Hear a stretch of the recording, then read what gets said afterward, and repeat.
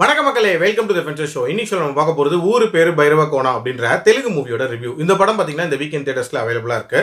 இந்த படத்துல சந்தீப் கிஷான், வர்ஷா மற்றும் பலர் நடிச்சிருக்காங்க.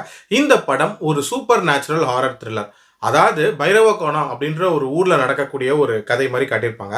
அந்த ஊர்ல என்ன ஸ்பெஷாலிட்டி அப்படின்னா, அந்த ஊர்ல இருக்கிறவங்க எல்லாருமே பேய்களா இருப்பாங்க. இந்த படத்தோட ஸ்டார்டிங்லேயே பார்த்தீங்கன்னா சந்தீப் கிஷான் ஒரு கல்யாண வீட்டில் புகுந்து கல்யாண பொண்ணோட நகைகளை திருடிட்டு தன்னோட ஃப்ரெண்டோட அங்கிருந்து எஸ்கேப் ஆயிருப்பாரு. போலீஸ் அவரை துரத்திட்டு இருப்பாங்க. அந்த டைம்ல தான் போற வழியில காவ்யா தப்பரை சந்திப்பாரு. அவங்களுக்கு ஆக்சிடென்ட் ஆயிருக்கும். அவங்களையும் இவங்களோட கூட்டிக்கிட்டு ஒரு ஊருக்குள்ள போறாரு ட்ரீட்மெண்ட் பார்க்கலாம் அப்படின்ட்டு.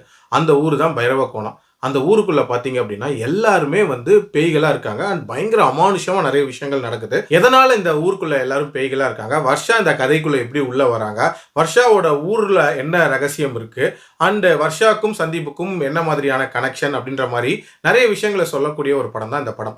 இந்த படத்தோட பாசிட்டிவ்ஸை பொறுத்த வரைக்கும் எனக்கு முக்கியமான பாசிட்டிவா படுறது கண்டிப்பா இந்த படத்தோட ஸ்டோரி பிளாட் அப்படின்னு சொல்லுவேன். ரீசெண்ட் டைம்ஸ்ல நிறைய சவுத் இந்தியன் பிலிம்ஸ்ல பாத்தீங்கன்னா கதையோட சேர்ந்து ஒரு சூப்பர் நேச்சுரல் திங்கை ஆட் பண்றது அப்படின்றது காமனா நடந்துட்டு இருக்கு. வீருபக்ஷா, காந்தாரா இந்த மாதிரி நிறைய படங்கள் சொல்லலாம். இன்ஃபேக்ட் அந்த படங்களும் நல்ல வெற்றி பெறுது அப்படின்னே சொல்லலாம். அந்த மாதிரியான ஒரு அட்டம்ப்டா தான் இந்த படத்தையுமே எடுத்திருக்காங்க.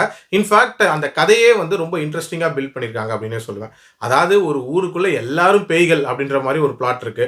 இன்னொரு ஊருக்குள்ள பாத்தீங்கன்னா மக்கள் அகற்றப்பட்டிருப்பாங்க அந்த ஊரை விட்டு. திருப்பி அந்த மக்கள் அந்த ஊருக்குள்ள வர்றதுக்காக போராடிட்டு இருப்பாங்க.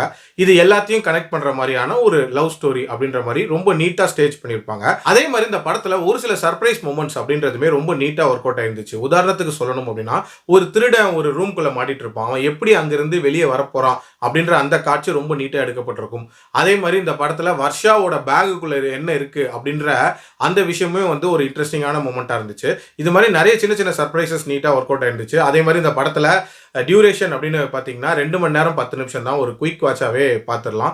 ஆல்சோ சந்தீப் கிஷானோட பர்ஃபார்மன்ஸ் அப்படின்றது இதில் ரொம்ப நீட்டாக இருந்துச்சு. ஆக்சுவலாக ஒரு ஸ்டண்ட் மேனாக இதில் நடிச்சிருப்பாரு. ஸோ அந்த ரோலுக்கும் ஆப்டாக இருந்தார்.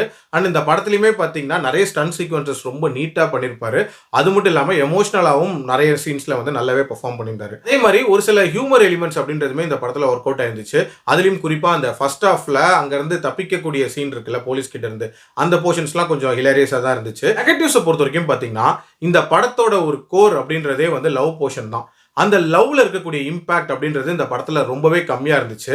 அதனாலேயே இந்த படம் ஒரு மாதிரி பர்பஸ்லெஸ்ஸா நகர்ற மாதிரியான ஒரு ஃபீல் கொடுத்துச்சு. ஆல்சோ இந்த படத்தோட ஸ்டோரி பிளாட் அப்படின்றது பயங்கர இன்ட்ரெஸ்டிங்கா இருந்தாலும் இந்த படத்தை கன்வே பண்ண விதம் அப்படின்றது அந்த அளவுக்கு எக்ஸைட்டிங்கா இல்லை அப்படின்னே சொல்லலாம். நிறைய இடங்கள்ல ஒரு விதமான ஸ்லோனஸையும் உங்களால உணர முடியும். அண்ட் இன்னும் கொஞ்சம் த்ரில் எலிமெண்ட்ஸ் அப்படின்றத ஆட் பண்ணியிருந்திருக்கலாம். அதே மாதிரி ஹாரர் போர்ஷன்ஸ்லாம் இன்னும் கொஞ்சம் விஎஃப்எக்ஸ்லாம் பெட்டரா அமைச்சிருக்கலாம் அப்படின்னு தோணுச்சு. அதே மாதிரி ஹீரோயின் வர்ஷாவோட கேரக்டர் அப்படின்றது ஒரு மாதிரி ஸ்டார்டிங்ல பயங்கர பவர்ஃபுல்லான கேரக்டர் மாதிரி காட்டியிருப்பாங்க.